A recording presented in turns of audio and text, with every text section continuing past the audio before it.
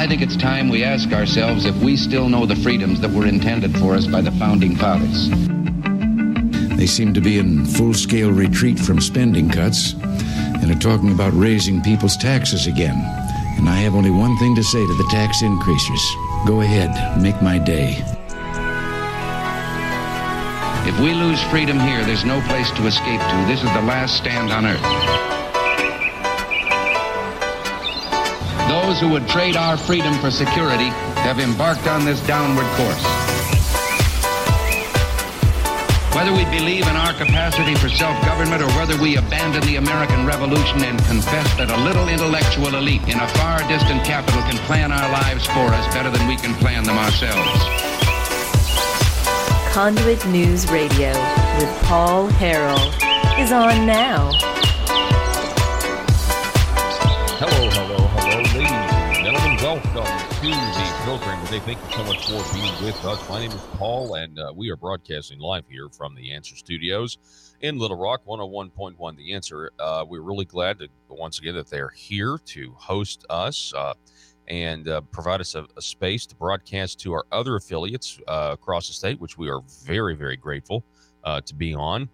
We are in the middle of the 92nd General Assembly down here, and we are covering the news and events of the day. Probably the biggest thing that happened yesterday was the Convention of States resolution. There was much debate about it on the House floor. This has already passed the Senate, and now it's moved on to the House, and it passed. And this shocked a lot of people. I don't think a lot of people thought it was going to pass. It passed with 56 yes votes. Now, there was quite some rigorous debate over this. I think some people, let me just say this. I think some in the against the Convention of States camp got a little personal from the House floor. That's at least how I interpreted some of the things they were saying. It even got to the point where some were questioning the patriotism of others if you support an Article 5 Convention of the States. And so that was pretty interesting. I've got a few audio clips that I want to share with you on that subject, and we'll do that at 6:33 this morning. And then at 7:05, Senator Kim Hammer will be back with us. We want to talk about his bill that it was on the scorecard. Let me see here. Hang on. The Expanding Freedom of Information Act. Last session 2 years ago, there was some people maybe trying to tweak the Freedom of the Information Act the other direction because it's one of the best in the country. Senator Kim Hammer wants to basically broaden the Freedom of Information Act to quote, a private entity expending a minimum of 20% of its time, resources, or efforts in support of a government entity, meaning that if you're doing 20% on the government's, 20% on the government or getting money from the government,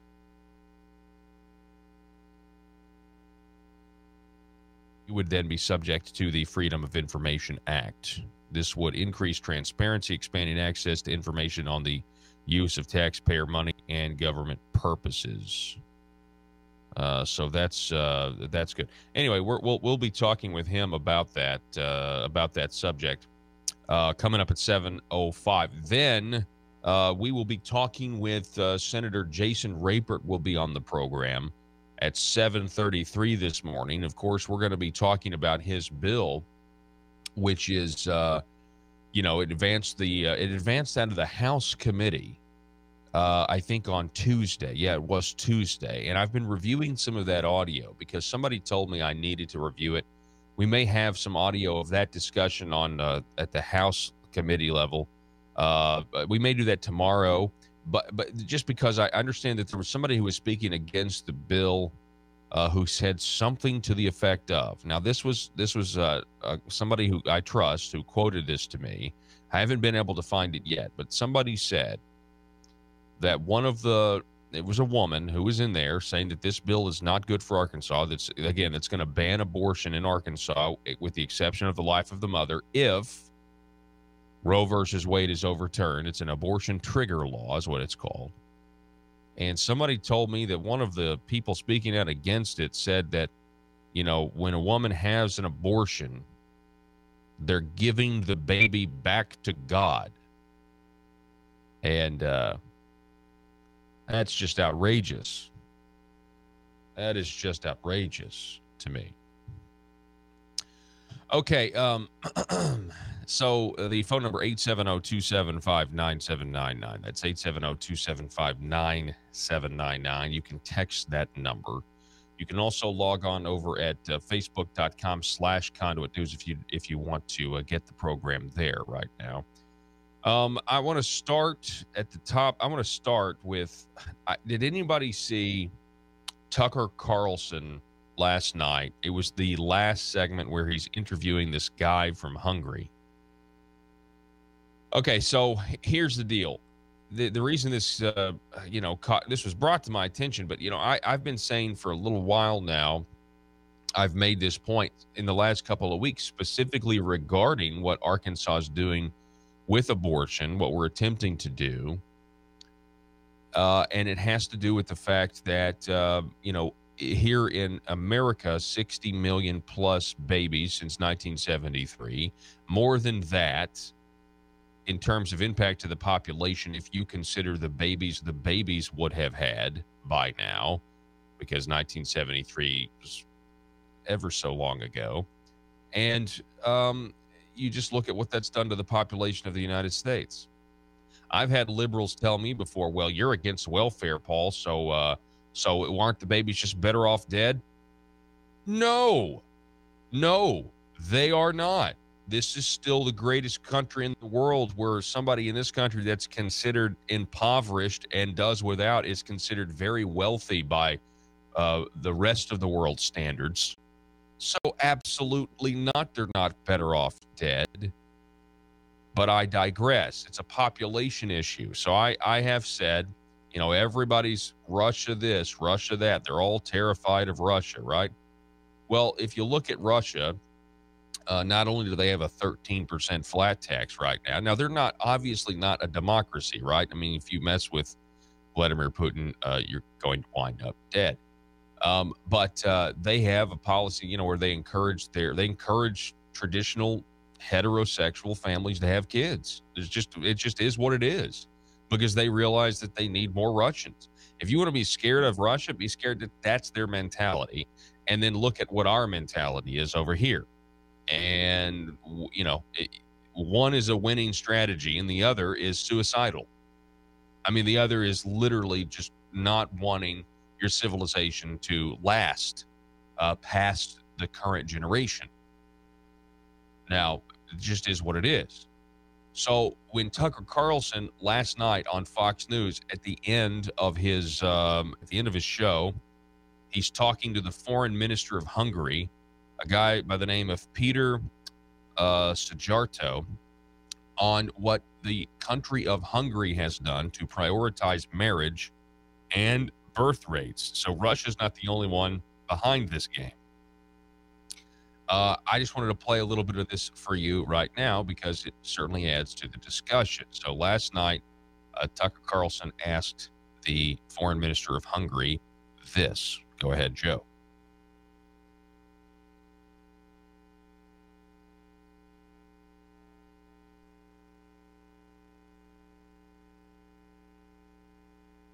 Can't think of anyone else who says that. Why does he say that? Absolutely.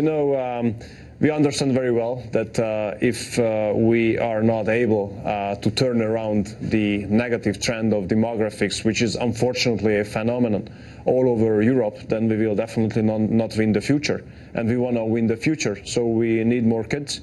We need to turn around the negative tendencies. So we have put together an action plan. We have formulated our economic policy in this direction. So the question in families, whether to be brave enough to have another kid, must not be an economic decision anymore. This is where our policies put the focus on. The truly conservative position. So our plan here in the West is to just let the depressed people die off and replace them with people from other countries. What do you think of that plan? You know, this debate has been there in Europe for a very long time, whether migration is the right answer for the challenges on the labor market and on demographics. And our position is totally different. We think it must be up to decisions of certain nations and countries whether they want migrants on the territory of their country or not, and it must be the countries themselves to make decisions with whom they would like to live together. Our answer is that migration is not the right answer when it comes to challenges on the field of demographics or in the field of labor market. It's family policy, modernization of the education, having more kids, helping the families to be able to have higher living standards, and create a situation where families, parents, can be brave enough to have more kids. Could you end with telling us you think the most important thing that Hungary has done to encourage people to get married and have children? Well, actually, we have formulated our economy in a way that supports families. We introduced a flat tax system, and if you have kids, then you have deduction from your tax. You get exemption from paying tax based on the number of kids being raised in a family. So if you are around average salary, and if you have 3 kids or more, you basically do not pay personal income tax, which leaves in a lot, let's say, a significant amount of money in your pocket at the family in order to be able to raise your kids. And we have introduced obligatory kindergarten, which is free of charge. And in elementary school, most of the kids get a free meal and free books. And this is what we do on the high school level as well. So in order to allow families to be brave enough to have more kids, we have put together this family policy and this economic policy. I've rarely thought we could learn something important. Tucker Carlson, it's just a great guest to get. That was the foreign minister of Hungary on Tucker Carlson's Fox News show. And they're telling all of us what they're doing. They're prioritizing marriage and birth rates. Now, when Hungary says that they're prioritizing marriage, and when they say that we're prioritizing families, what kind of family do you think they're prioritizing? What kind of marriage do you think they're prioritizing? They're prioritizing marriages and families that can produce biological children from the parents. Now, if you were to go out and say that as an American politician today, you would be destroyed politically. Think about that. Because if you were to say we're going to prioritize families, the left would ask you, well, don't you know that there are other families that don't conform to the patriarchy and your sensibilities and the oppressive Christian foundations of this nation? And that's the kind of question that you would get. And then, invariably the politician would say, well, I think we need to see, we're not doing that in this country for a long time. And our institutions, like our entertainment institution, and everything else, it's not that you can't be gay, go get, quote, married, end quote, or whatever you want to do, live however you want to live. You are perfectly free to do so in this country. But we are at a point where we are now elevating this new type of, quote, family. And we are at this point where we are elevating them on the same plane as the traditional family. And other countries look at us like we are crazy for doing this.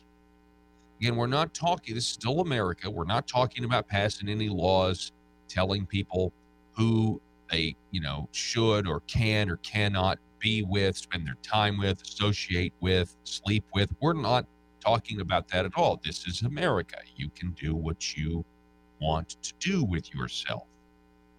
You don't have a right to make others approve of it or like it or anything else. And that's where the left in this country has gotten very totalitarian, because it seems almost like they're desperate to have the different types of lifestyles, verified, affirmed, and that sort of thing by the people here as well as government itself. I mean, that was the whole quest for, yes, marriage is in the Constitution. It's in there. No, it's not. No right to marry in the Constitution. It's just something that the states were regulating, and the government shouldn't have been regulating marriage at all in the first place.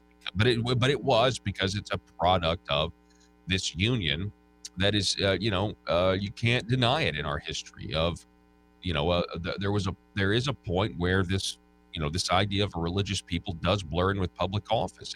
In our history, it did. It does. It still does. It's in our founding documents. Why do you think the President of the United States, when he has a certain amount of days to veto a piece of legislation from Congress, Sundays don't count? Sundays don't add to the number of days. So if a Sunday passes, you don't count that as one of your days that you have to veto a piece of legislation before it can become law. Why do you think that? Well, it's quite frankly because Sunday is a religious day, and it's a specifically Christian day, by the way, and it's right there in the official, or the Constitution of the United States. So anyway, a lot of people don't know that.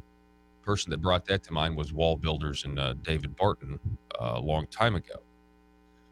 So, this is something that I feel like is fascinating to me when we see these other countries who, and by the way, again, people want to talk about how globalism and everything else is just a figment of the far right's imagination. Well, then how come all of these countries are having the same immigration issues that we are?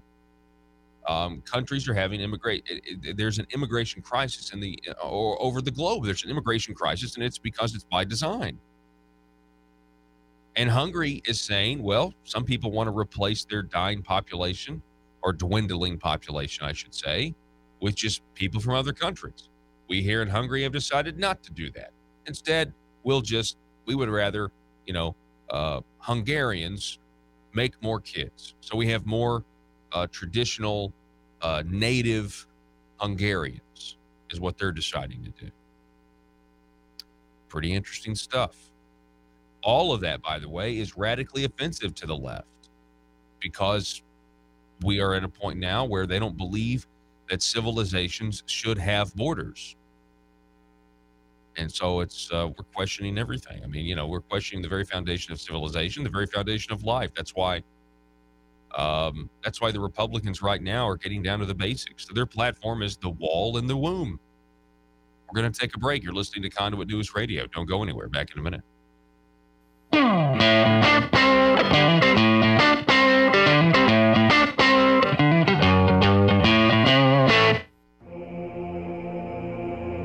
It's Conduit News Radio with Paul Harrell.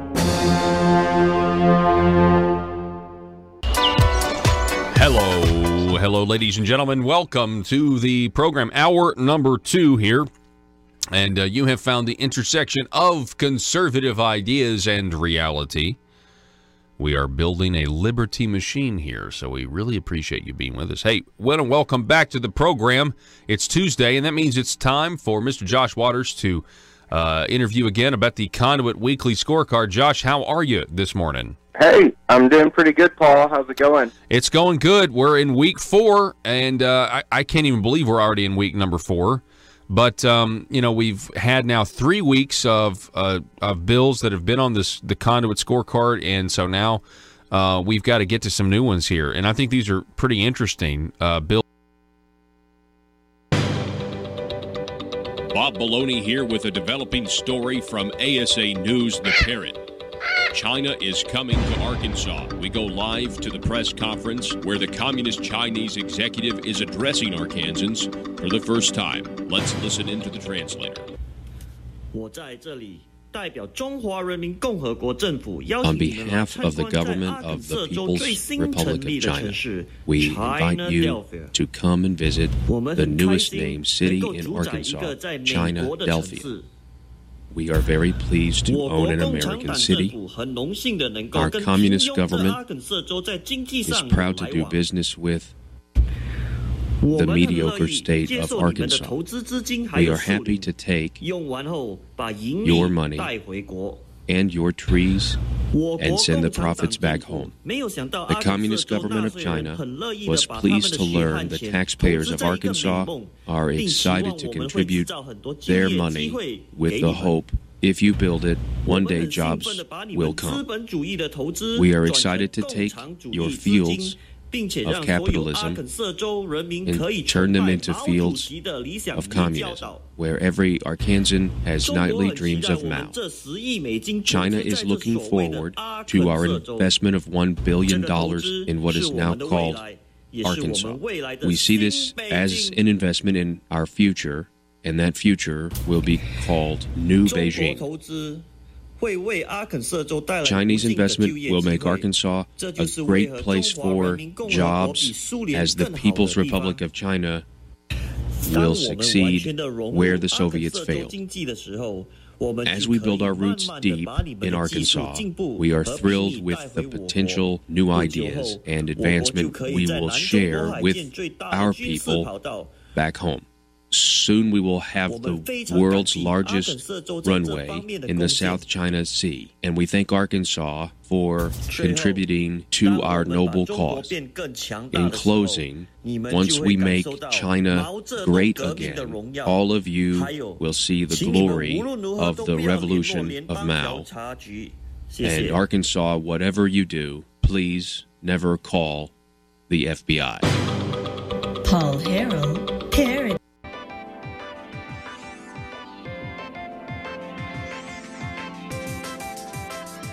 Conduit News Radio with Paul Harrell is building a liberty machine. Find out more at conduitnews.com.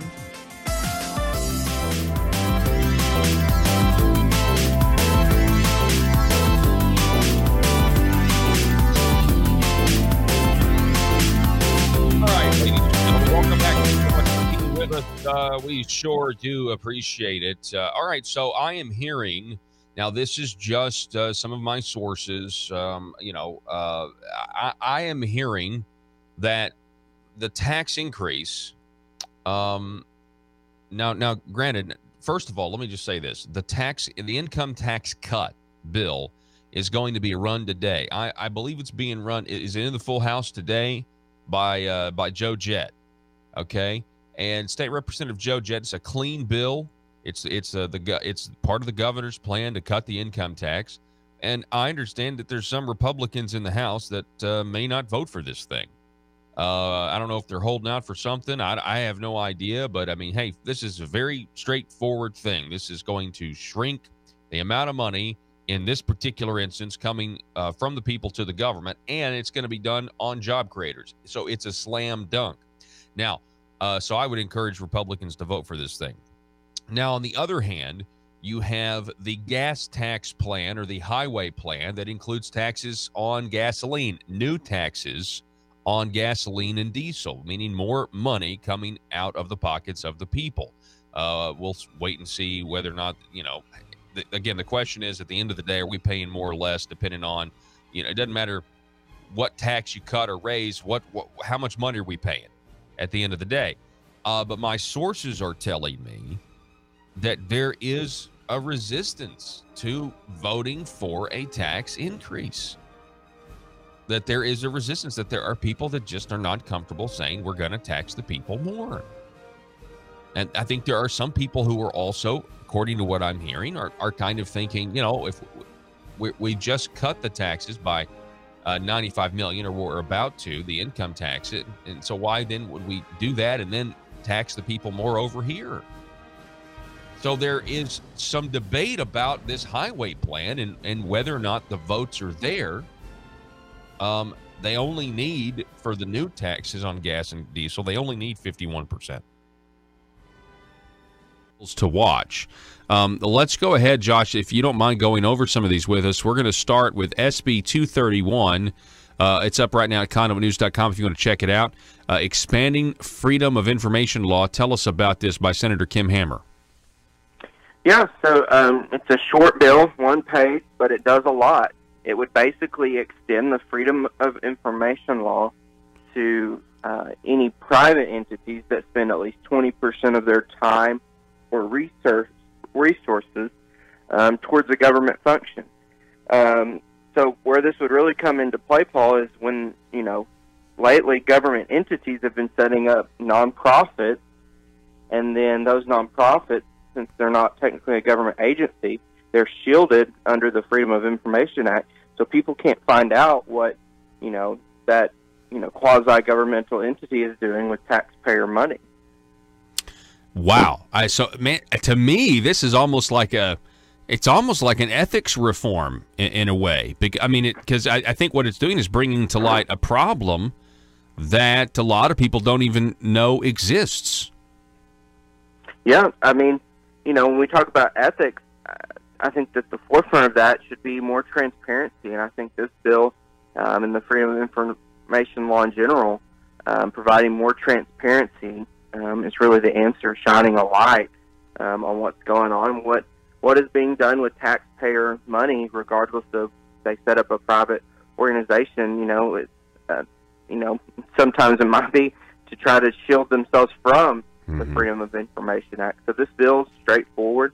It's 20% of time, resources, or efforts are in support of a government entity, then that entity would then be subject to the Freedom of Information Law. Wow. Yeah, and this is nuts to me. I think there's a lot of people that didn't realize that governments, and it says right here, governments sometimes set up private entities to carry on taxpayer-funded functions. These private entities are then exempt from the Freedom of Information Act, keeping taxpayers in the dark. I think a lot of people don't even know that that's what happens. A lot of people would ask why it happens. I'm sure there's people that could say, there are legitimate reasons to do so. Okay, so if you're going to do it, let's make sure that we have a way of seeing what you're doing with taxpayer money. This is a great bill here by Senator Kim Hammer. Yeah, like you said, Paul, if it's going to happen and there's avenues to do it, maybe that's fine and okay, but just let people know and be able to get information about what government's doing. I think that transparency adds a layer of accountability, obviously, for these organizations. So I think it's a really good bill. All right, let's go now to, so this is another bill, HB, it's a House Bill 1284 Advance.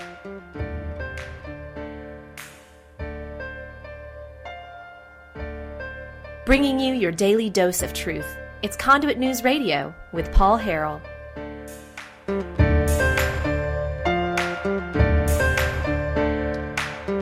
right, ladies and gentlemen, welcome back. Thank you so much for being with us, broadcasting live from 101.1 The Answer, the studios here in Little Rock, Arkansas, across the state to our other terrestrial affiliates. We really appreciate you listening. Dennis over in Fort Smith listening on the Marshall. Well, I guess Dennis is listening on Facebook, but we're also on the Marshall over there, 1230 a.m. there. Dennis writing, I can hardly believe how many people over here in Fort Smith are arguing for tax increases. That's on our Facebook page. Yep, that's what happens sometimes. Then we have Gene, the Republican pioneer Gene McVeigh on our Facebook page, writing, I believe enough fentanyl has been smuggled into the USA to kill every man, woman, and child. Do you believe our government is ensuring domestic tranquility? He says. That's a good point. I was having this conversation last night with some friends. This stuff is almost, fentanyl is almost a biological weapon. I mean, you got these stories, I covered it a few times, these SWAT teams that go in to make a big drug bust, and somehow the fentanyl gets airborne and the SWAT officers have to be hospitalized for a little while because of the effects. It really is. It's almost like a chemical weapon, biological weapon. It's unbelievable. I understand that today House Bill 1013 is possibly going to run. Is that what I'm hearing? Somebody correct me if I'm wrong. Somebody on Facebook, Roger, just said 1013 today. Is that that'd be your stand your ground law? So that'll be interesting if that's the case. We'll be following all of that. Ladies and gentlemen, yesterday, the Convention of the States bill passed out of the House of Representatives, which means the resolution is a resolution. I guess it's now going to go to the governor's office, declaring a Convention of States for things like balanced budget, term limits. There was a vigorous debate on the subject. One of the most convincing things, because everyone is worried about a runaway convention. That's what they're worried about. And I see both sides. I understand both sides. And this is what I believe on the right, because the right is divided here, to call for a Convention of States, to not call for a Convention of States. Well, the Convention of States have been called. It's passed out of the House and the Senate, the resolution. But I believe that both sides are trying to do what they think is right. And that, to me, is encouraging. There were some people yesterday during the Convention of States debate who were against calling a convention an Article 5 Amendment convention.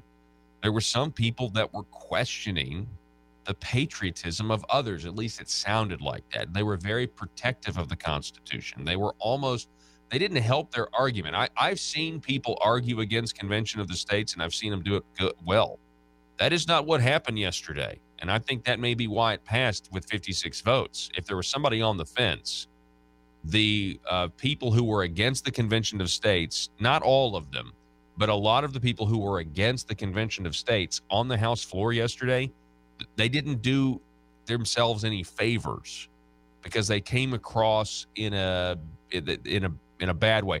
They came across as if they were against any amendment to the Constitution at all.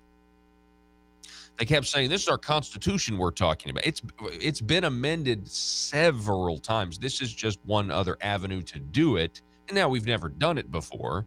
And so my point is like, if the people who are against the Convention of States, and I've talked to them, I've debated them before, I've had them on the show, they can make reasoned arguments for why it's not a good idea. That did not happen on the floor of the House of Representatives. Well, the only guy that got close, I think, was, let me see, hang on a second. One of the guys that got close was Dan Douglas. We'll play that for you coming up here in just a minute. But I think what happened is let's just start at the top, right? Let's go ahead and just start at the top. Austin McCollum was the one carrying this bill, the Senate bill. The lead sponsor in the Senate, obviously Senator Gary Stubblefield. Lead sponsor in the House, Austin McCollum. And he did a really good job laying out why the Convention of the States he thinks is necessary, and laying out. And I've gone back and forth on this issue, and quite frankly, I don't care anymore. I just think both sides are trying to do what they think is right, and let's let the chips fall where they may. So here's Austin McCollum from yesterday during this Convention of States debate on the House floor. It did pass with 56 yes votes. Listen. Problems that we have today is the national debt, $22 trillion. Additionally, we have another $122 trillion in unfunded liabilities. These unfunded liabilities used for Medicare, Social Security, Medicaid. It's important to understand the unfunded liability part, because this debt is being raised for just public consumption, which means that the current advantage is only to the current generation, and where it becomes a little more personal for me. As your youngest colleague, I beg you to do something about this with me, but not just something about it, the exact remedy that the Founding Fathers envisioned for times like ours. And it's not just the debt, as you guys know, that's the issue. It's the general overreach of the federal government in our everyday lives. It's the regulatory crisis, federal attacks on state sovereignty. I would say that federal government has essentially turned our state legislature into regional agencies rather than respecting us for the truly independent states that we are. The biggest issue for me, it's the federal takeover of the decision-making process. Who decides what law shall be is even more important than what is decided. Washington, D.C. currently has control over roughly 65% of our budget. So my question is, are we going to let D.C. continue to decide if they know what's best for Arkansans, or do we want Arkansans to be able to decide for themselves? That's what I believe. Stop for a second. Hang on. The majority of our Senate colleagues believe. It's what these petitioners believe. It's what a high percentage of Arkansans believe. What I wanted to do. What I found myself doing while he was saying these things, I was looking at the faces of Democrats, just because, I'm sorry, like I'm reading facial expressions and body language.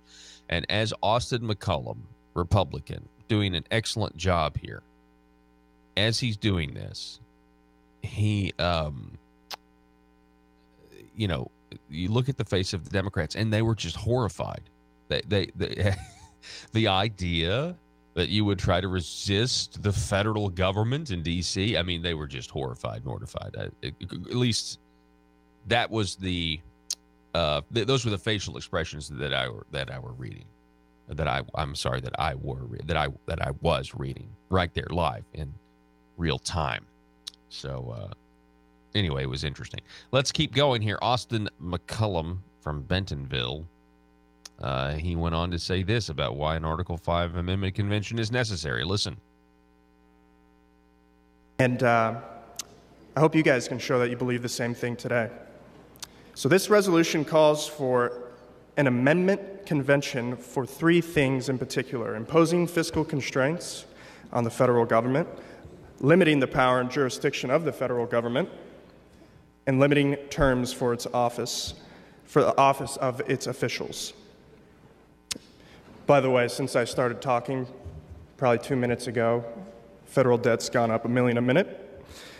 I have to tell you, I started somewhat as a skeptic on this particular issue, and through history, studying logic, frankly, and a little bit of precedent, I've come to the following conclusions that I want to share with you all, because I know that generally most of us agree there is an issue, but a lot of the conversation is about, is this the right remedy? As I mentioned, the Article 5 procedure, the application and convention procedure, is the exact remedy that the Founding Fathers envisioned for times like ours. They set up these mechanisms so that the state legislature could respond, you guys, the people, if the federal government ever became abusive or dysfunctional. So the question you have to ask yourself is, do you feel like that is the case? Is that happening? This is the tool that the founders designed for this very circumstance. Amendments have historically been very powerful reform tools. As a matter of fact, they seem to be respected more by the courts and other federal agencies more than the actual Constitution. Amending the Constitution will help our country. I've heard many individuals object to that, saying that the Constitution isn't the problem. It's actually the federal officials. And I believe Arkansas, we send some pretty excellent delegates to D.C.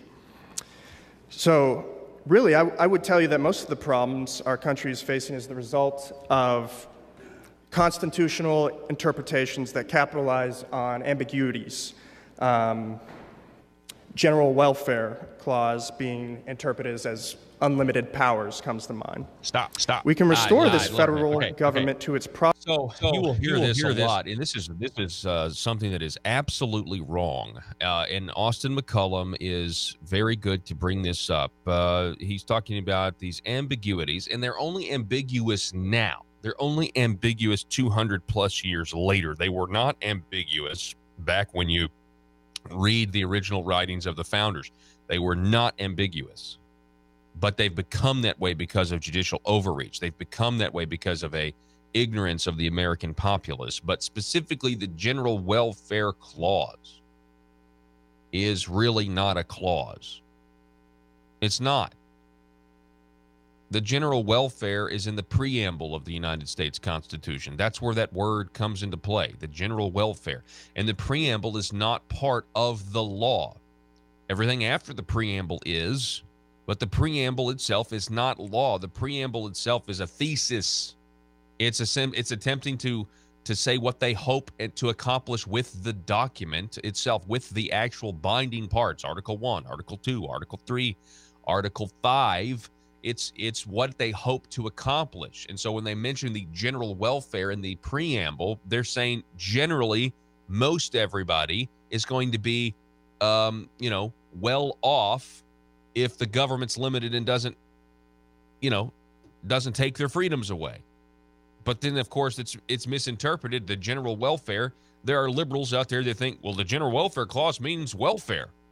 It means that we get welfare, that we get government benefits. There are legal minds that think this. It's insane. It's insane. And so the points that Austin McCollum here making, are really, really good. And he did a really good job. As a matter of fact, towards the end of his, go ahead and move to that last cut that we have for Austin.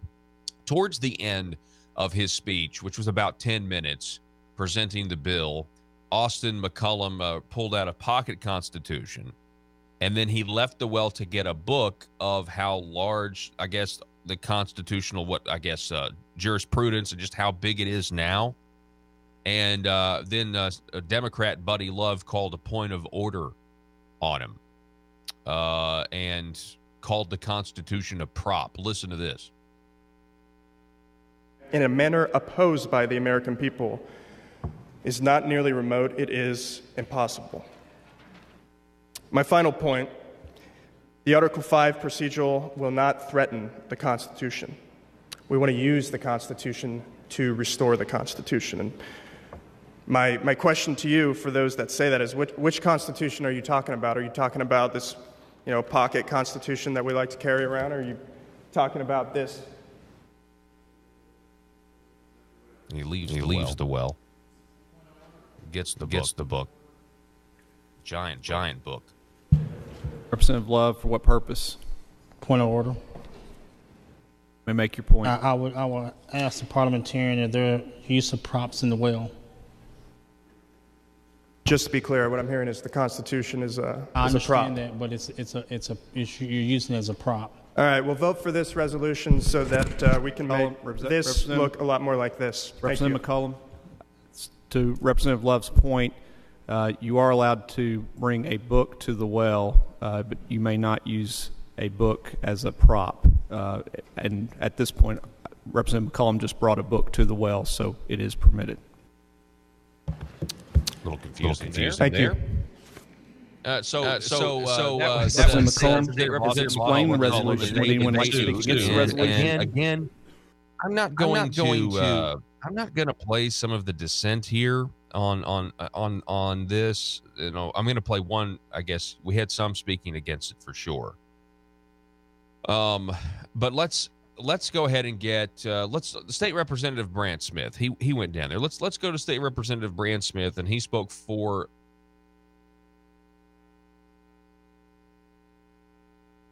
State Representative Brant Smith. Go ahead, Joe. There's no plan. I spoke with constituents that dropped by my home last week more than once, and they're concerned about the direction our nation is headed, but they said, we have no plan, because I asked them, I said, well, what would you do if we don't call for a convention of states? Without exception, they said, I don't know, and that bothers me, but I'm afraid of a convention of states. And so my question to you is, if not now, when? We can either manage the decline of our nation, or we can step up and try to guide our nation back to some common sense approach to governance. And so I would ask for a good vote on SJR 3. All right, so that's Representative Brant Smith speaking for the bill. Then State Representative Stephen Meeks took to the well. He spoke for the bill. Now, Stephen, we're not going to play his comments. They were really, really good. But what Stephen said was the idea of a runaway convention is a really high bar because everything has to be confirmed. Anything the convention suggests or agrees upon has to go back to the states. And he said that there are 90 legislative bodies that would have to approve it. 75% of the states, 90 legislative bodies out of those.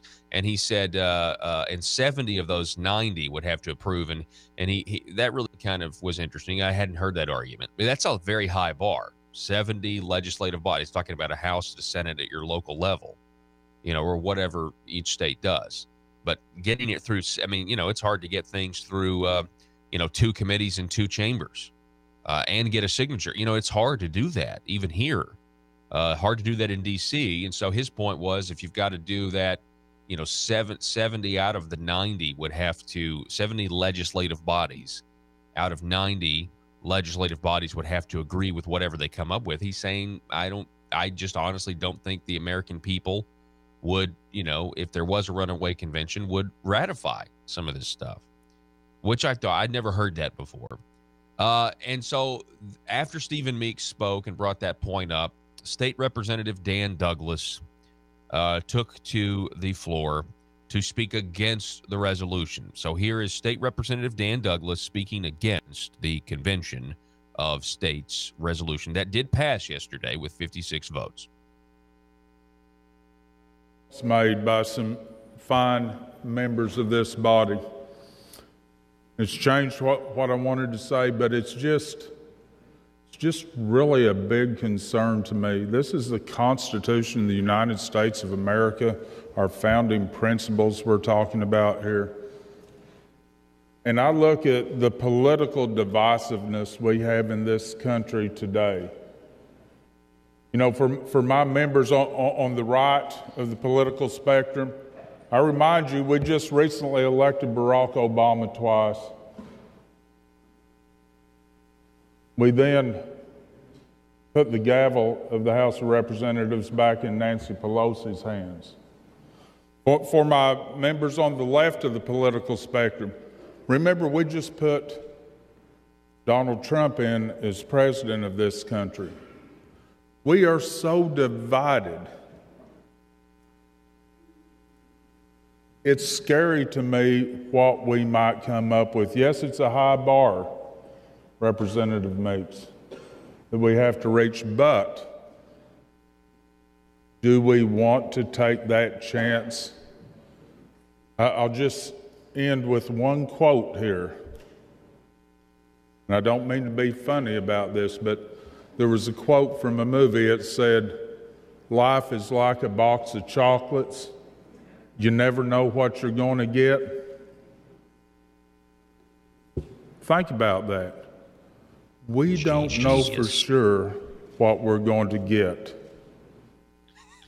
And changing the Constitution without that surety of what we're going to end up with just scares the hell out of me. I'm a no. Thank you. Okay, so that man, that was so great. I love State Representative Dan Douglas. You guys know that, right? I really do. I mean, he always comes up with the best analogies. Life is like a box of chocolates. You never know what you're gonna get. Just think about that for a second. That's great. I love that. By the way, we really want to get State Representative Dan Douglas on the show because honestly, first of all, I don't think he's for the highway plans. I'd love to talk to him about that. I'd love to talk to him about his highway plan and everything else. And also, I'd like to ask him if he's ever heard of the Dan Douglas music montage, because, that's something that is it's kind of famous around here. All right, so that was the Convention of States debate. Again, it did pass with 56 yes votes. The resolution passes. Now they've been trying to do this for a long time, folks. Several legislative sessions, and it now, I presume, goes to the governor's desk. So passed both chambers. We're going to take a break. Don't go anywhere. Russellville-based firearms manufacturer Omega are making clones of the most notable German firearms in the world. These delayed roller lock firearms have been and are currently used by law enforcement and military worldwide. At Omega, they manufacture their guns right here in Arkansas and produce the best reproduction in the marketplace that comes with a complete 5-year warranty. At Omega, they take firearm manufacturing seriously and offer discounts to active and retired law enforcement. Whether you're using Omega firearms to defend the public, defend your family, or for target practice, Omega has your back. For pricing, go to omega-guns.com. That's omega-guns.com. Are you a conservative-minded young person and want to let the world know about it? Are you tired of rolling your eyes as your professor regurgitates progressive, PC, neo-Marxist nonsense? Then you should interview on Conduit News Radio's Young Conservative segment and tell us about why you believe the way you do.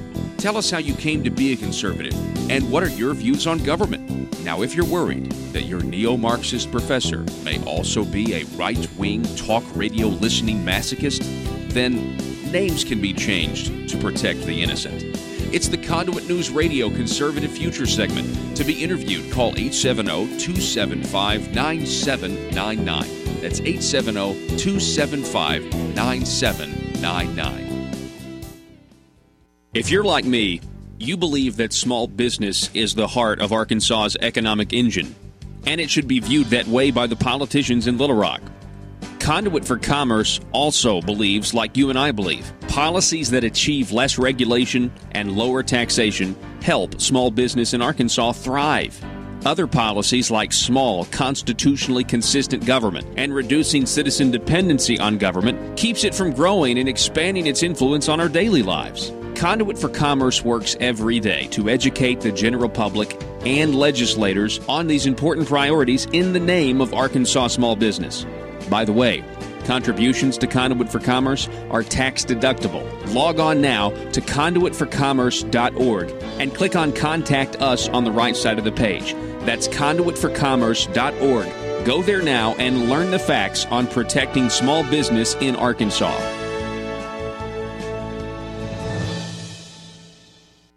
Practice nurse as primary care provider for Medicaid. Let's talk about this by State Representative Justin Gonzalez.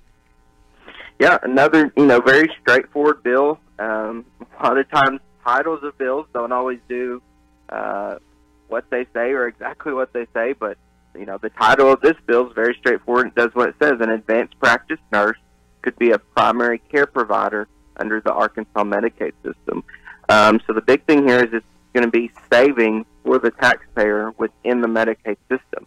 If an advanced practice nurse can charge a reimbursement rate for to Medicaid to be reimbursed at a lower cost than a licensed physician, so that's going to be savings while still maintaining a good standard of care. One thing under this bill, the reimbursement rates for like lab tests or X-rays, that kind of pretty much stays the same. But as far as like doctor's visits, it's just determined to drain the swamp in Little Rock. It's Conduit News Radio with Paul Harrell. I see. So I got confused. 1013. So HR 1013. That is the resolution to clarify gun rights that passed a couple of days ago out of the House Judiciary Committee. That I believe is going to be heard today on the House floor. So that's a big. That'll be pretty big. And then the Stand Your Ground law, that's House Bill 1059. That'll be heard next week in House Judiciary. So my apologies, needed to correct that real quick. Coming up, we'll talk with Senator Kim Hammer about his bill that would expand FOIA laws, freedom of information, because transparency means you, the people, the voters, the taxpayers get more information, and that's always better. SB 231, expanding freedom of information law. Senator Kim Hammer, a Republican from Benton, will be on the program. Then at the bottom of the next hour, 7:33, Senator Jason Rapert will be calling in to talk about his abortion trigger law that will make Arkansas a state that is that bans abortion with the exception of the life of the mother if and when Roe versus Wade is overturned in the United States Supreme Court. All that is coming up next. One more hour. Don't go anywhere.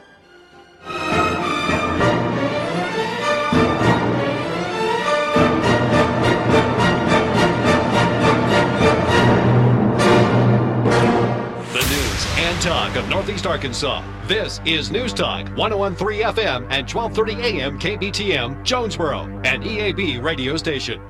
This APN now, they can be a primary care provider and under the Arkansas Medicaid system, saving taxpayers money who pay for that Medicaid program. Yeah, and I see here, if you go to conduitnews.com, where the write-up on this Week 4 scorecard is, on this particular bill, you link to an interview that I did with Dr. David Mitchell from the Arkansas Center for Research and Economics, and also you link to his op-ed, Better Healthcare, Empower Nurse Practitioners.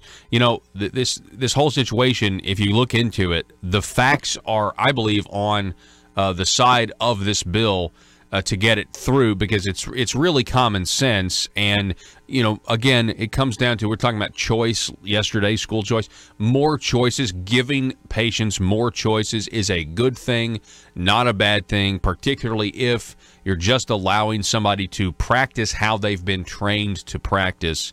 It's common sense, and these, you know, these regulatory reforms are going to be so good for the patients. Yeah, you know, and that, you know, this bill doesn't even really address scope of practice, because APNs can only do what's necessary as a primary care provider. And so this would also be good for rural areas, maybe that can't get a licensed doctor to move in or set up an office in some of these rural areas, but maybe an APN is already there or nearby. And so this is really, I mean, because this has to do with Medicaid. This is about saving taxpayer money, is what this is about. Yeah. The taxpayers pay for this program, and this is a way to make it more efficient while maintaining standard of care, and should save taxpayer money. That's great. Okay, moving on. We're talking with Mr. Josh Waters. We're going over week number 4 Conduit scorecard. Let's go to another bill. It's House Bill 1412, No Taxpayer Money for Teacher Unions / Groups, by State Representative John Eubanks. This is the second bill, I think, from State Representative John Eubanks that's made the scorecard and has been a support bill. So tell us about this, Josh. Yeah, so again, a straightforward bill. So I kind of repeat myself, but again, straightforward bill, and would say no public funds, so taxpayer money, to go to pay the dues for these professional organizations that teachers and employees of schools may be involved in. And so I heard your interview yesterday with Lori Lee, and that's, you know, a big thing right now is the dues and stuff that are being used towards these very, very powerful lobbyist groups, government lobbyist groups. And so this bill would just say, hey, no taxpayer money can be used for these groups. It does clarify that if teachers want to use their own money, their own salaries, they could do that and have it deducted. But as far as any, you know, taxpayer money, it couldn't be, you know, when the school gets the money, it couldn't be just, okay, we're going to earmark a percentage of that for dues for our teachers in the whatever association. You know, and Josh, this is necessary because I know you personally have reflected on the state of lobbying in Little Rock. For example, in our in the Conduit News 2017 impression of the session, where we compiled kind of all of these interviews from legislators as they reflected on what was passed in 2017. You seem to indicate one of your biggest discoveries down there was that government itself is represented almost more than the private sector. It's like the biggest lobby group down there is government itself. Oh, absolutely, and that, you know, it would be great to see a bill, Paul, that said, hey, no taxpayer money can be used to pay for dues for any of these groups. You know, you can't have taxpayer money pay for government lobbying, because at the end of the day, they're all lobbying, you know, almost universally for bigger government. So when you go into these rooms, I mean, you see it, Paul, it's almost entirely filled, not with, you know, concerned citizens, but with either a special interest represented, but a lot of times that room is half or more government, some type of government employee or legislative liaison, or you know, I don't even know I can't keep up with the titles anymore. I know legislative liaison is a title that a lot of agencies are using more and more, and so that's what we're seeing is a lot of government paid lobbyists that are lobbying for more government. Yeah, using the word liaison, I'm just going to say it. It sounds like you're a spy. It sounds like you're. It's something wrong about using the word liaison. It just sounds like cloak and dagger type stuff.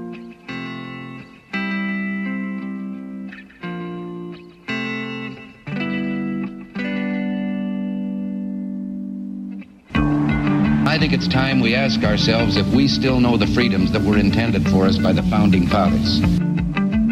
They seem to be in full-scale retreat from spending cuts and are talking about raising people's taxes again. And I have only one thing to say to the tax increasers. Go ahead, make my day.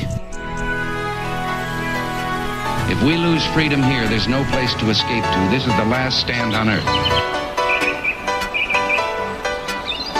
Those who would trade our freedom for security have embarked on this downward course.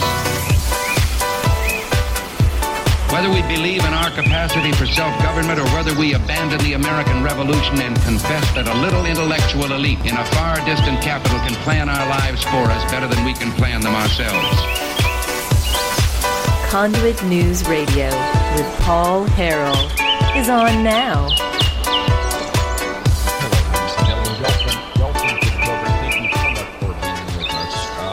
Found the intersection of conservative ideas and reality. We're building a liberty machine here, and we have, I guess this is hour number 2. Coming up at the bottom of the hour, we're going to be talking with Senator Jason Rapert about his abortion trigger law, passed out of a House committee the other day, passed to the Senate last week, so stay tuned for that. Folks, did you know that sometimes governments set up private entities to carry on taxpayer-funded functions? And when that happens, those entities are considered private, and then they are exempt from the Freedom of Information Act. So that's a problem. And there's a bill out there to try to stop this by Senator Kim Hammer. It's SB 231. It's going to expand the Freedom of Information Act law. And Senator Kim Hammer joins us now on the phone line. He's a Republican from Benton. Welcome back, Senator Hammer. Good morning, Paul and guests. Good to be on your show this morning. Thanks for inviting me to come on. Absolutely. I just wanted to highlight this good piece of legislation that I kind of feel like is it's transparent, but it also kind of feels like it's a piece of ethics legislation as well. What made you want to support this bill? I think probably the driving force behind it is that if you have end arounds, as I'll call them, where contributions are made to entities, and maybe the contribution itself is all within good intent on the part of the one who is giving or the company that's giving. But then those funds are taken and the entity that has received them are using them for purpose of maybe advancing for lack of a better term, an agenda, or using it to perform some function of a governmental approach to dealing with something. I think it's just risen. It has risen to the occasion that we need to, allow the press or the public to be able to FOI in order to see, what that entity is actually doing with the money.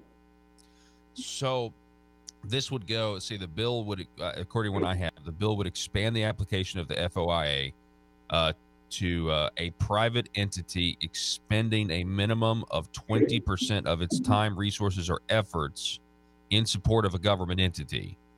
So how do you know how that would be determined, whether or not they meet that 20% threshold?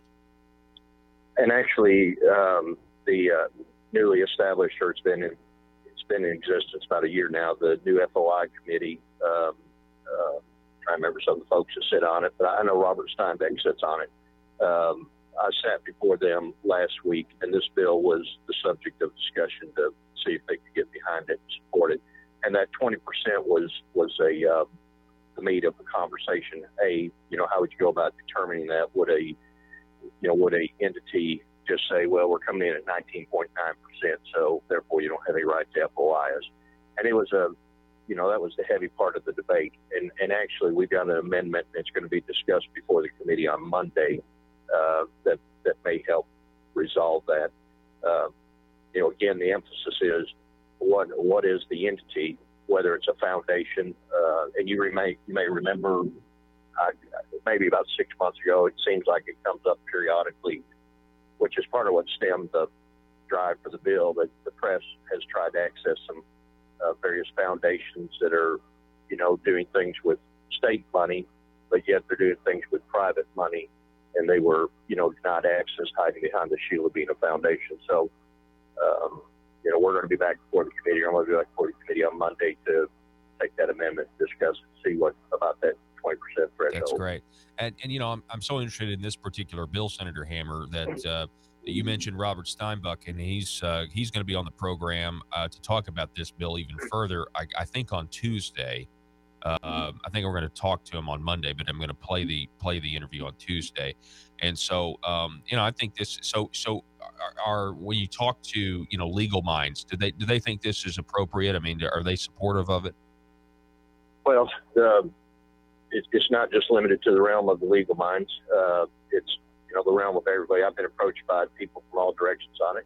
Sometimes that's quite honestly the way I choose to do business when it comes to legislation. I think you try to framework the best piece that you can come up with. That doesn't make it perfect, so you lob it out there, kind of like a stick of dynamite in a pond, and and then those that have opposition, they'll come to you. You meet with them, talk through it, see what's a good, reasonable approach to resolving that issue. Sometimes you can, sometimes you can't, because you don't want to compromise the integrity of what the bill's intended to do.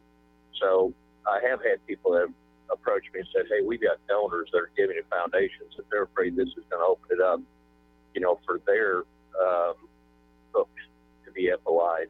And I recognize that concern, and that's not what the intent of it is. So that's the other thing, the piece of the amendment's supposed to do is try to alleviate that concern that if you're a donor, this doesn't entitle the press or the public to say, okay, well, company XYZ is giving, so we want to look at their books too.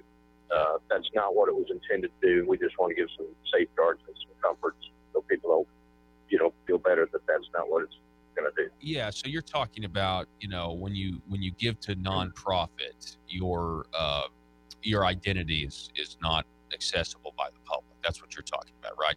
That information is proprietary to the private entity. Right, and never was it the intent to see who was giving what, because quite honestly, company XYZ may have two entities that they're giving to, and it would create a lot of tension and maybe even cut back on the public and entities wanting to, or companies wanting to give. If they give $1 million to one foundation but only give 5 to the other, now all of a sudden you got people mad at each other. That's not really what I'm after. I'm really after what is the company doing with regards to, or not the company, but the foundation, the entity. Yeah. How are they taking that money? Yeah, and again, this is only, we're talking only about, these nonprofits or private entities that are set up and take taxpayer funds. If you take the taxpayer funds and you go over, or you meet that 20% threshold, I've said on the program a lot, Senator Hammer, that transparency is for government, and privacy is for the citizen. That's our prerogative. But this is I think is just a wonderful idea, because I think it's just trying to make sure we remind the people in a way that, government really doesn't have any money. It's all taxpayer money. It's all coming from somebody else, and we need to monitor where that money goes. Well, then if it goes into a foundation that's taking the taxpayers' money, but then turns around and takes money, from the public or from companies, but the end result is they're using that for governmental purposes, I think that's a problem. And the shield that prevents that from having sunlight put on it is the inability to FOI to see what percentage and what you're doing with what you're given. What do you think generally about Arkansas's freedom of information law as it stands now? Well, for the most part, I think we're known to be one of the better FOI states. I will tell you one thing I do have a problem with. We did try to address this last time around, and it's that illustration of the nose under the tent that caused people some pause, and that is that attorneys may utilize the Freedom of Information Act a great burden to state agencies to access information sometimes which I don't think is really relevant to the case they're working on. They just want to bird dog the agency. That's not fair to the taxpayer, because now you got staff. In some cases, they've had to create divisions. They're having to provide that information. And is that the burden of, living in a free society where everything should be accessible? Maybe so. But at the end of the day, a portion of that costs the taxpayers money. So you got to look at it from both sides and try to find that balance. Yeah, I mean, definitely there are some temporary evils out there with anything we do. Matter of fact, it was in the news the other day. The city of Forest City, they're being sued right now for not complying with the Freedom of Information Act. So even as strong as it is now, we have sometimes we've got some local governments that'll just ignore it altogether because they don't want to turn over documents that might look. But in this case, it was the police department. Might make them look bad. So I mean, it's there for a reason. Well, and in a situation like that, me not knowing all the details other than what you're just sharing with me, if you're governmental, if you're 100% governmental entity, then you should be subject to the FOI. Again, I kind of contradict myself with what I said a while ago about the attorney issue, but that's a very narrow example. But if you're in a case like what you're talking about, I don't believe that FOI laws were ever intended to prevent a city from being responsible, or a municipality from showing what they've got. Of course. Senator Kim Hammer, thank you for spending some time with us this morning, sir. Really appreciate it, and appreciate your work on this piece of legislation. Thank you very much. Call me anytime. Appreciate it, and thank you, listeners, and you got a good listening audience. All righty. Well, thank you, Senator Hammer. Appreciate that. Folks, we're going to take a break here. Now, I just want to let you know the reason we were highlighting this particular bill, one of the reasons, it's a good bill, but it made the Conduit Week 4 scorecard. So this is something, SB 231, Expanding Freedom of Information Act laws. Again, government sometimes set up private entities to carry on taxpayer-funded functions. These private entities are then exempt from the Freedom of Information Act, keeping taxpayers in the dark on what the entity is doing with taxpayer money. This bill would capture those entities and make them subject to the Arkansas Freedom of Information Act law. Again, privacy's for the citizen. Transparency is for government. We're going to be back in just a moment.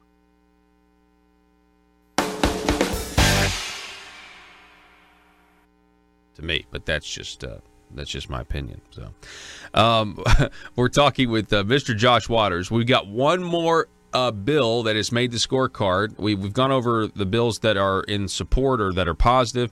Now we're going to get to the one on the scorecard this week that is opposed by Conduit. It is SB 260, prohibiting PAC-to-PAC contributions by Senator Bart Hester. What can you tell us about this bill, Josh? So this bill was filed around the same time a package of ethics bills were filed. I would argue this bill has nothing to do with ethics, and in fact is using ethics to say we want to silence free speech. So this bill would say a political action committee cannot give to another political action committee. And so what people may not know about political action committee, there's no such thing as dark money in PACs. Every contribution above $500 must be disclosed. It's publicly available. Let's face it, times are tough for the Arkansas General Assembly. They're all waiting for the spotlight exposing public corruption to end, so they won't be under so much scrutiny. And during this time, what if you're a legislator and you need money? What if you're slapped with a huge expense? What if your check for consultant services is late this month? Or maybe you just need extra cash now until payday. When that happens, you can't wait. Hi. I'm Bobby Blackmail for the Arkansas Intra-Legislator Bank, your trusted source to over 135 lenders to get you short-term cash fast. Use the Arkansas Intra-Legislator Bank today, and you can have up to $12,500 cash in your checking account tomorrow. Dried-up bribes no longer coming from Medicaid entities? Handled. Extra cash until your hopeful acquittal? Done. And you'll be surprised at how easy it is to get extra cash. Just be an elected official and be comfortable with the status quo, and we'll connect you with a fellow legislator who is ready to loan. It's quick and easy. And don't worry if you can't make the payments, because the Arkansas Intra-Legislator Bank is designed to help you get through these tough economic times. There are other ways you can pay off your debt, like by voting the way the establishment wants, or by rewarding some with committee chairmanships. So forget about overdraft fees and the spirit of covetousness that sometimes overwhelms the best of lawmakers. Just remember, the Arkansas Intra-Legislator Bank for short-term cash between colleagues when you need it fast. Some transactions have long-term consequences. Paul Harrell, parody.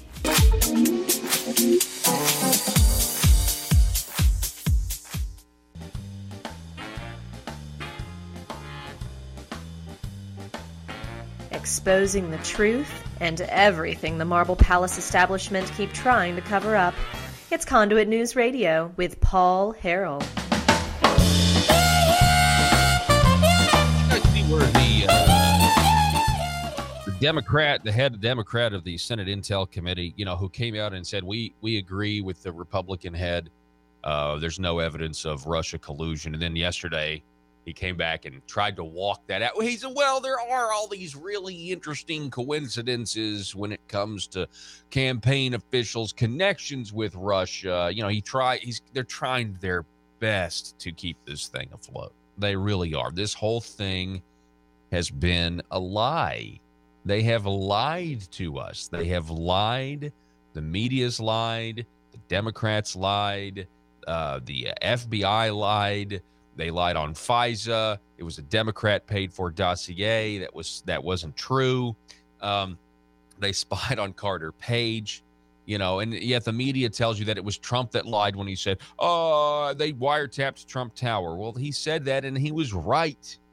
I mean, it wasn't specifically a wiretap, but he uses phrases that the average person understands. Everyone knows what a wiretap is. Not everybody knows what a FISA warrant application is, okay?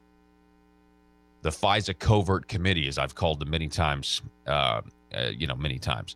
So, that was interesting. Also, I am sick. If I see one more mainstream media headline that says, income tax returns are less or 8% less than they were this time last year, I'm just going to, because they're doing this they're taking advantage of an ignorant population. They're trying to tell you that Trump's tax plan is responsible for you getting less of a refund, and they're not telling you that you've paid less in taxes this year. You've had more money in your paycheck, and so that's why you're getting less of a refund. You've had more money all year round. And the newspapers are like, we are so dependent. See, the progressive income tax and just the fact that you have these automatic withholdings, it's made us numb as a society, where we think we're getting something from the government when in reality we've overpaid the government and given them an interest-free loan, and they pay it back to us. And we think, oh, gosh, I'm so glad. I can't wait to get my income tax refund. People that are like, oh, I'm counting on it. That's money that you've overpaid the government. So you overpaid them less. And that's the story, meaning the people have been taxed less than they were because the tax tables have adjusted. And yet the lying, and they are liars. They intentionally deceive you in these papers that reprint these AP articles as if they are gospel. They lie to you, and they're lying to a population. They're doing everything they can to actively deceive you, to make you think that President Trump has not accomplished something good on your behalf when it comes to the tax code. And it is maddening to me. And they're counting on the fact that people have been so used to getting this income tax return and thinking it's somehow a gift, that the government is somehow giving it to you and you don't already deserve it. And people don't understand that you've overpaid and you've given them an interest-free loan throughout the year. They took more from you, they give it back, and they pay nothing extra. The fact of the matter is, honestly, we should be owed interest on that money. If you want to be honest. I mean, if you want to be honest about it, it's insane. So, I mean, this is why people say taxation is theft. I mean, I believe in, I believe in Article 1. I believe in Section 8, Article 1, Section 8. Yeah, they have the power to tax. I get that. We've got to have some taxes and everything else, but that interest-free loan stuff really, really does make the phrase taxation is theft true. I'll tell you that much. Let's see, what else do we have here? Hey, coming up, we'll be talking with Senator Jason Rapert about his abortion trigger law. So you definitely want to stay tuned for that. Let me see here. 1 second. We have over at Breitbart.com, according to Guatemala Intel head, they are saying the caravans that are on the march are well-planned and they are not spontaneous. That's no coincidence. People are still wondering if Trump will, in fact, sign the deal. The ruler, it's what is it, $1.3 billion for the wall. President, I expect him to. I mean, he said as much yesterday. He's going to sign it, but then he's going to take money and use the military to build the wall elsewhere. That's exactly what he's going to do. Did you see what he said to the governor of California? The federal government's given California billions of dollars to do this high-speed rail nonsense, and now they're going to abandon the project after taking all the federal money. And President Trump tweeted, well, you need to give that money back to us then. You owe that money back to us because you didn't complete the project. That's interesting. That makes that made the people of California, made the governor of California get pretty defensive about that. He doesn't want to pay it back. You know why? Because who knows? Trump might use it for the wall. You had the conviction of the Mexican drug lord, right? You had the conviction of him, El Chapo, they call him. And he's got like billions of dollars, apparently, that they've seized. You could potentially use that to build the wall. And the president's already going ahead building a wall in part of Texas right now as well. So, it certainly is. There are some people out there that say walls don't work. And the people that say that, I don't understand personally how they can say that. If you lock your doors at night, I mean, is the locked door a deterrent? Of course it is. Of course it is. And this is really more about funneling. If you don't have the wall across all 2,000 miles of the border, which most people think that's not something that is feasible, although that always bugs me because, I know there's terrain and everything, but it always bugs me. We put a man on the moon and we're like, oh, we can't do this. That always bugs me. We can't put it across the whole 2,000, but I understand you put it in these places that are easier to cross, so you funnel people to where you can better manage and monitor where people are crossing. So anyway, back to Arkansas news. The Arkansas State Legislature going to be hearing in the House of Representatives House Resolution 1013. I believe that's going to be heard today sometime. This is a resolution that I've been following. We covered it on Thursday and Friday of last week in the House Judiciary. It's the resolution to clarify gun rights. It mentions a case in circuit court, the Taft versus Arkansas case, where the judge found that it is unlawful to detain or arrest somebody just because they have a gun in their possession. In order to do that, you have to be able to establish the intent of harming somebody else with your weapon. So possession of a weapon is decriminalized. It has been decriminalized since 2013. This is the first time you've ever had a judge rule on something like this, officially put it in his opinion in the circuit court. And so that's what prompted State Representative Brant Smith and the great Patriots of Act 746 to just pass a resolution. It passed out of House Judiciary on Tuesday saying, hey, look, we're just clarifying gun rights. This is what the law is. That goes before the House today. It'll be an interesting debate, but with 75 Republicans, I expect them to not have a problem with just simply admitting what it is the law says. It's just what the law already said. It has said it since 2013 when it was signed by Governor Mike Beebe. Think about that for a second. Think about that. We've had this for 5 years. It was a 2013 law. It went into effect in July 2013. It was signed by Mike Beebe. Back in just a moment. You can go see who gave. You can see their address. You can see their employer. You can see their occupation. It's a very transparent process. We need more transparency there. Let's go for that, but let's not try to stifle free speech in the political process by making it harder for PACs to be involved in the political process. Well, let's talk about that for a second, because in Arkansas, because of John Woods, and I want to emphasize that, because of John Woods and his so-called ethics law, the only way to have a significant voice in Arkansas is to mess around with this PAC system, because businesses can no longer give $2,000 directly to a candidate. Businesses can only give, like your mom and pop business can only give to a PAC, and there's not a lot of mom and pop shops that even know of a PAC to give to. But so the big guys like Walmart and these big corporations, they've been using the PAC system forever.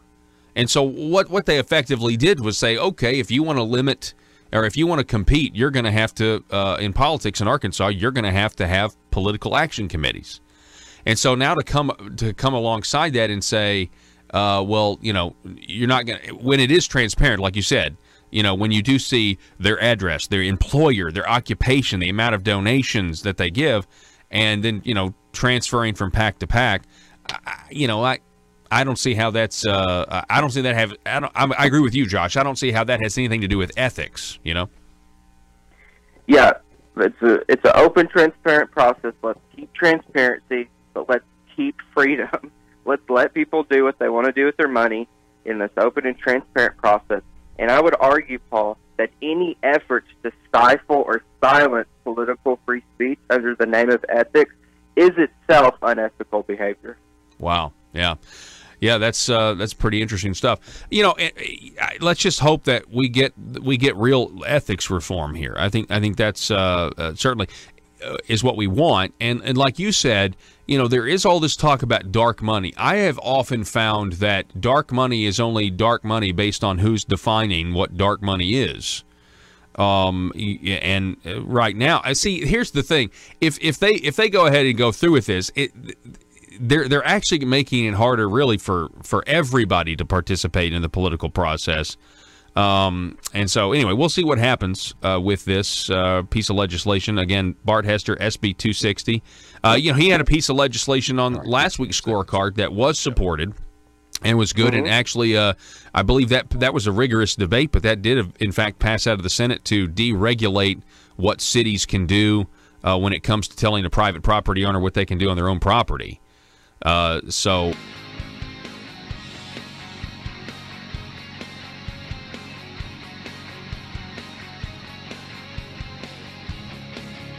the intersection of conservative ideas and reality. Conduit News Radio with Paul Harrell. All right, folks, welcome back to the program. Thank you so much for being with us this day. Really do appreciate it. It has been last week, and I said this, we did a Facebook Live hit really the day of. Last week was one of the most positive weeks that I've really ever been experienced, here at the Capitol. And it really had to do with a Senate Public Health Committee where Senator Jason Rapert went before that committee and very eloquently presented his bill, which is called across the nation an abortion trigger law. But effectively what it would do is it would ban abortion in Arkansas, with the exception of the life of the mother, if and when Roe versus Wade is overturned. And, of course, there's a lot of talk about Ruth Bader Ginsburg being the next vacancy on the court, and that would mean President Trump would get a third Supreme Court justice. It's the left's nightmare. Joining us more to talk about this Arkansas bill that may soon become a law, we have Senator Jason Rapert with us right now. Senator Rapert, thanks so much for spending time with us this morning. Well, thank you for having me on, and I appreciate you for your interest. And, today is actually the day, Paul. Representative Mary Bentley will be presenting SB 149 on the floor of the Arkansas House. And I think it's very fitting that on Valentine's Day, Arkansas may be given the gift of abolishing abortion as soon as we are given that authority back by the federal government. That's very well said. And I would just say this. There's a lot of people anticipating Roe versus Wade going away, and they're doing the opposite of what you're trying to do, Senator, what the General Assembly is trying to do. You have New York and Virginia, and what they are doing is really just, and I think you mentioned this, a crime against humanity. That's right. And, you know, the SB 149, the bill that we put together, we really wanted to lay out, and I noticed that you actually, that spoke to you a lot. I could tell when I visited with you in the comments that you had sent to me. In the front of the bill, we put in legislative findings there, Paul. And in those legislative findings, we very specifically and for a special reason call out the grave injustice and the crime against humanity that we believe abortion has been in the nation. You know, when you take a look back at history, you go back to the 1860s, and it was the Democrats who were saying that black-skinned people were less than human beings, that they were not full persons. And it took an overturn of the Dred Scott decision by the Supreme Court to overturn a prior decision, of course, there, to actually say that no, African-American people are full persons. That was a grave injustice, and unfortunately went through a civil war that dealt somewhat with that same right. Then you move forward, dealing also again with our African-American fellow Americans here that are black-skinned people. You have the Plessy versus Ferguson decision, which said that they were not fully persons, that they were not given the same rights. That was segregation, a separate but equal decision. And it took the Brown versus Board of Education decision, overturning a 58-year precedent, to then right that horrible wrong, which was a grave injustice against the African-American people of this nation. And what we're saying is that when you look at civil rights, the most fundamental and the first right that we have is the right to life. And that right has been fundamentally overlooked. And so you go from 1860s, the Democrats defending slavery, now to 1973 and up to today. Guess who it has been that has been defending that the fact that in America, by law, those little human beings in mothers' wombs are not fully human. They're not given personhood. That's been the Democrat Party in the nation. And, of course, they've got very, very specialized groups that are making that argument, which is your Planned Parenthood, as well as the ACLU and some of their associates in that leftist extremist arena. And those groups literally are sitting at committee tables and arguing to keep killing babies in mothers' wombs. Paul, I sat there the other day. Mary Bentley in the House had asked me to come down. She is the House sponsor. And I sat with her, and we presented the heartbeat bill in the House Public Health Committee. I don't know if you saw any of that footage, but there was 2 Planned Parenthood representatives that came to the table to speak. And I was astounded to sit there and listen to an African-American lady explain that abortion should continue to be made available because Hispanics and black people disproportionately use that abortion service. Wow. I had to actually look at her twice, and, you know, I couldn't believe that that's what she's saying at the table. They're so blinded. The people that support abortion now in America, that are the activists, are so blinded by this, they don't understand that they will speak and tell you that we must keep abortion legal in America, killing little babies in mothers' wombs, and then in 30 minutes they could be talking about animal welfare and say that we should punish and charge with a crime and imprison people for harming a little puppy or a little kitten. It's as if they have a complete disconnect from the humanity of a little child and the humane treatment of an animal or a kitten or a puppy. Yeah. And so in Arkansas, I would want the people that are listening to know we're clearly a pro-life state. We were protecting the lives of children in mothers' wombs before the Roe v. Wade decision, as was most other states in the country. And then a federal judge, the federal judges on the Supreme Court in this case, I believe it was 7 of them, made the decision that no, you're able to take the life of this child. But in Arkansas, we had this legacy, if you will, or this history of protecting life. And so we began to try to fight back against that and do the best. So over time, in 1988, the state passed Amendment 68, which says that in our Constitution, we declare that we believe life begins at conception and we will protect it, and that no public funds shall be used for abortion. Now, it does state in Amendment 68 that we believe life begins at conception and that abortion is only acceptable in the case of saving the life of the mother, okay? And then you come in and you see the heartbeat bill that we've passed. You see other things that we've done over the last few decades. Very clear, we want to protect life. And so SB 149 is very simple. At the very moment that Roe v. Wade or the Planned Parenthood versus Casey case decided and overturned, restoring rights to the states to regulate or prohibit abortion, or a constitutional amendment might be passed, which actually allows us the authority again to regulate or prohibit abortion. Once this law passes today, and Governor Hutchinson signs it into law in the next few days, we are set that immediately when that situation appears, that Arkansas would abolish abortion, and it would be this group of legislators and Governor Hutchinson that set that in motion. And I'm very proud. I saw Governor Hutchinson last night. Of all the issues that we could discuss, Paul, we discussed this very issue. That's good. And he's prepared for this bill. He's prepared to sign this bill into law. And I'm very proud today. We did not plan it this way, but it is perfect that on Valentine's Day, when we talk about the love in our heart for other people, true love is going to be shown on the Arkansas House floor. We say it's time to stop killing innocent little human babies. We're talking with Senator Jason Rapert about this bill, this what's known nationally as an abortion trigger law. Senator, I know in your Senate testimony and in the Senate committee testimony, you did mention 60 million children since 1973. You mentioned in 2017 in Arkansas over 3,000 babies killed in the state.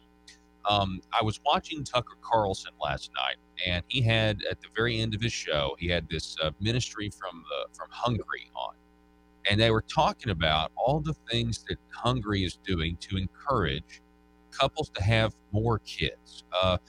Even Russia does this. They've got a whole holiday where because they value life, and they look at us over here. And if you look at what we've done, people want to say be scared of Russia. Well, I don't buy the hype, but I am worried about it when they have a different view of life than we do over here. Right. Well, I think if you go back several decades, Paul, I don't know what Russian leaders stated it, but I think of Khrushchev when they talked about they could take America without ever firing a shot. Yes.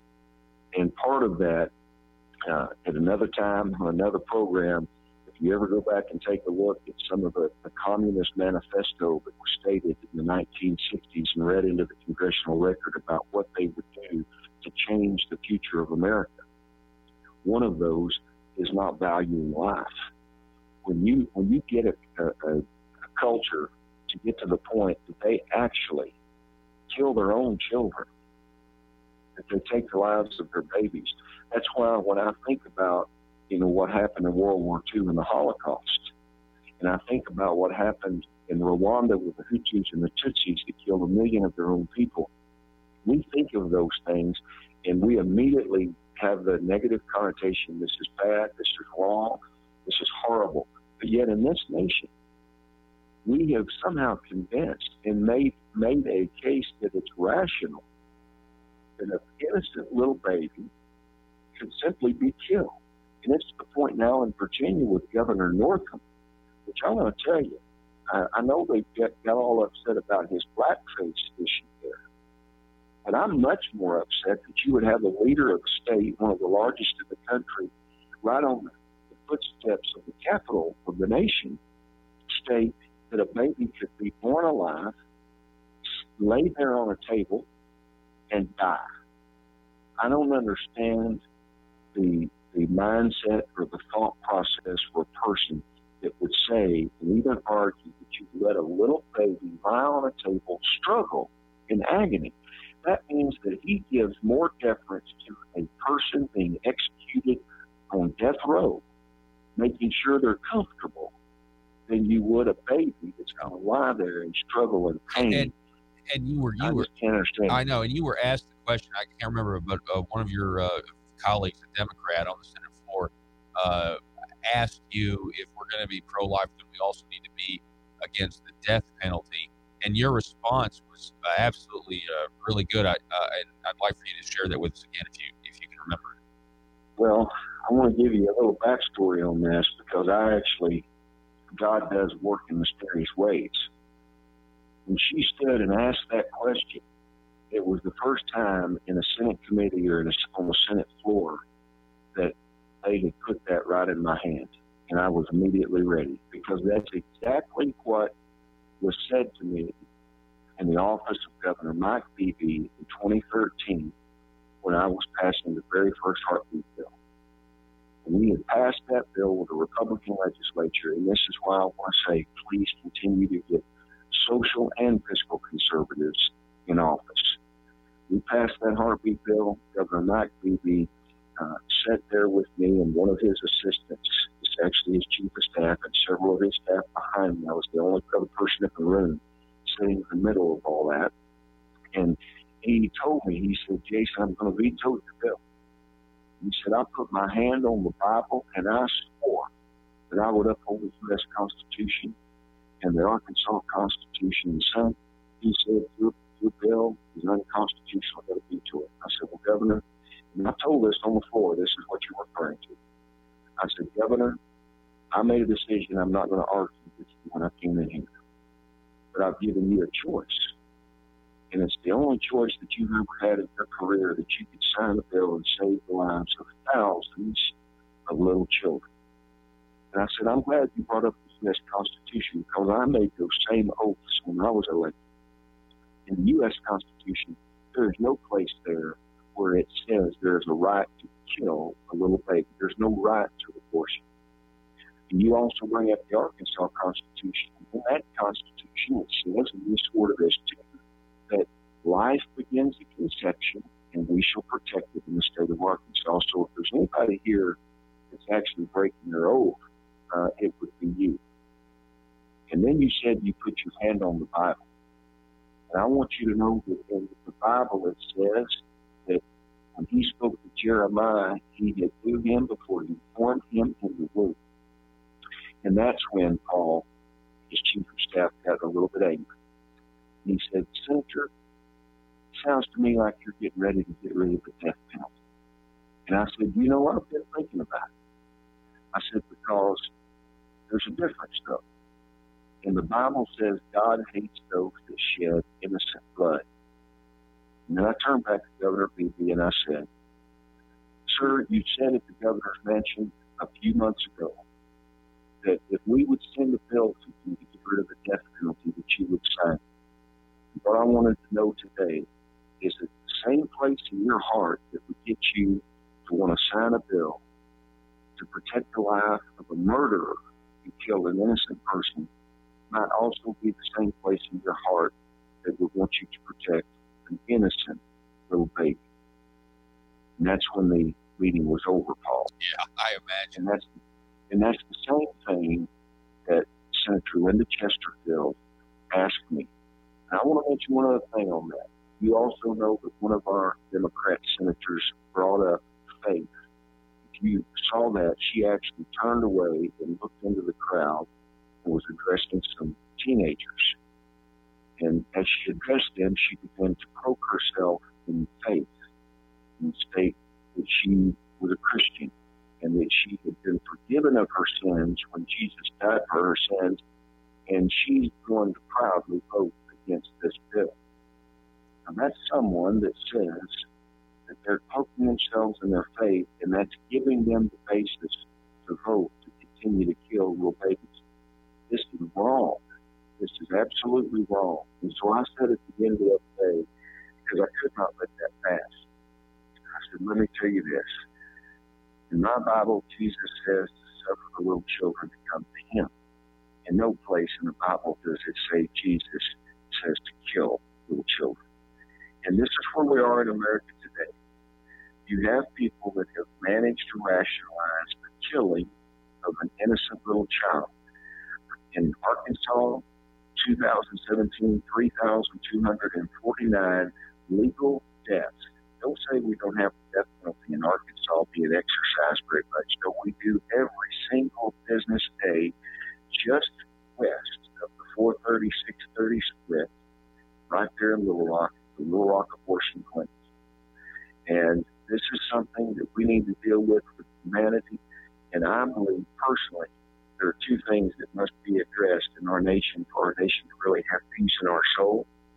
And those are two things that go directly against the Word of God in the Bible, and that is abortion, the killing of innocent life, and that also is marriage, which has to do with what God ordained, man and a woman. And we are really in trouble in this country socially and morally, not to mention fiscally. And you can bring the whole root down to the fact that when a nation turns against God and shakes their angry fist at God and say that we know better than you, history has always recorded that society, that culture has come to a cataclysmic end. If we don't change and God doesn't have patience with us, we won't survive in this country until we deal with the problems in our heart. We're talking with Senator Jason Raven. Last question, because we're running out of time. You mentioned history. Do you think at some point in the future, future generations will look back on this time with the issue of abortion the way we now look at slavery in our history? Oh, yes. I even mentioned that in one of the committee rooms. When you look back, they will look at this time. Well, think about it. You think about us, just think, let's go back and say, can you talk to me about a culture that killed their own?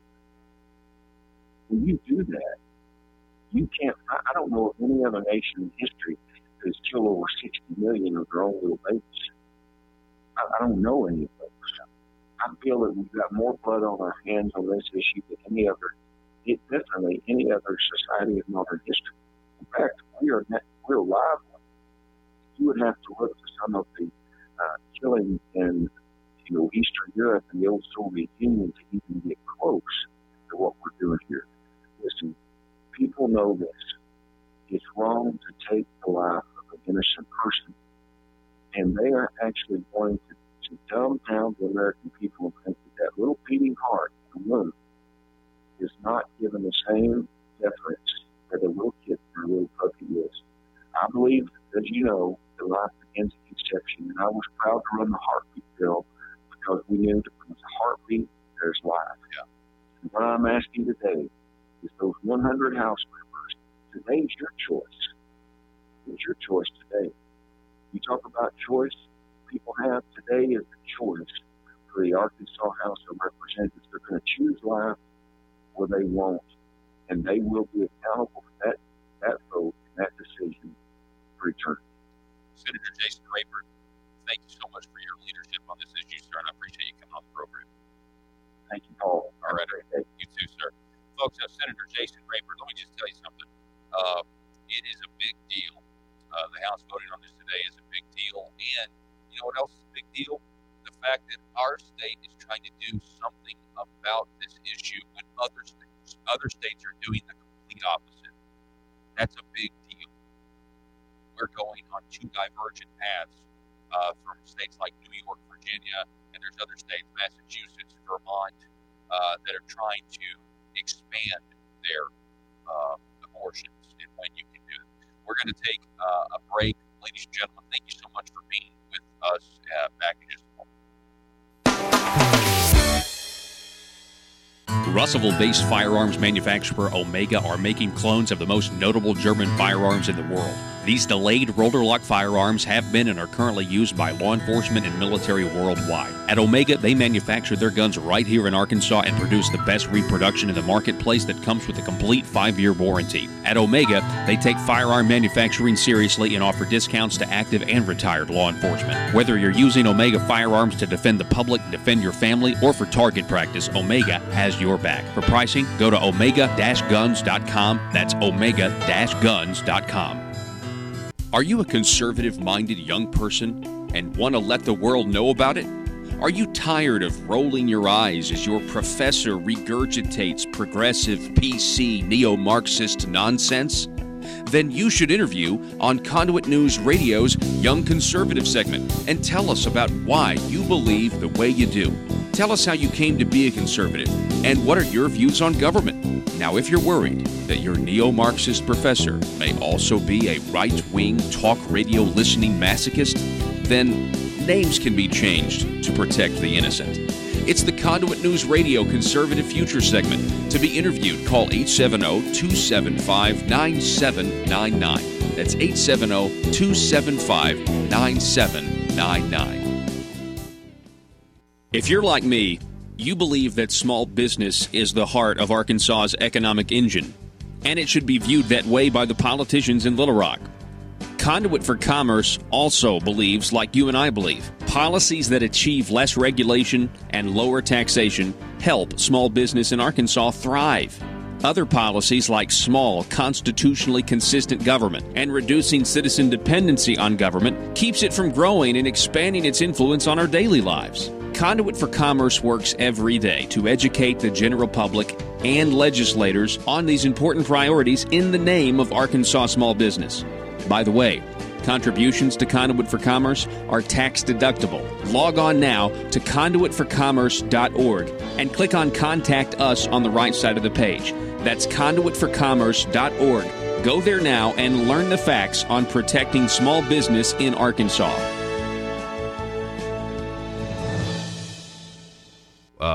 So that was interesting. But now we have here a situation, like you said, Josh, political speech has got to be protected.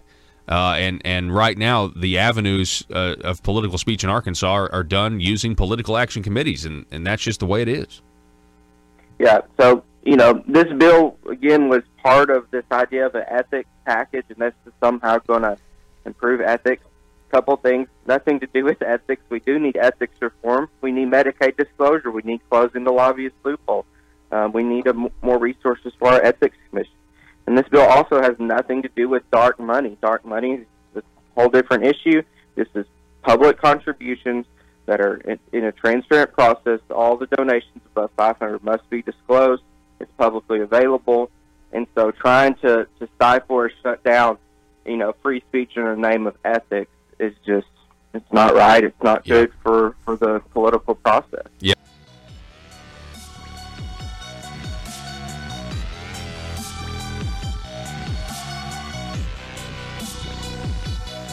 Need your daily news fix?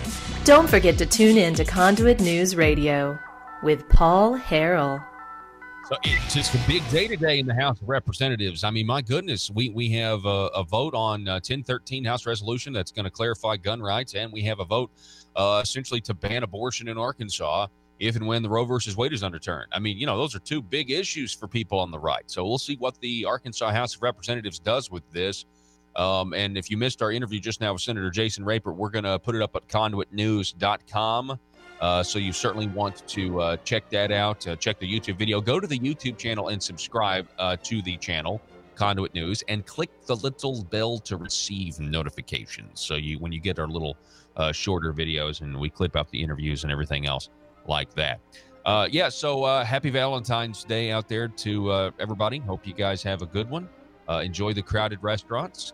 And we'll see you tomorrow for Johnny Cash Friday.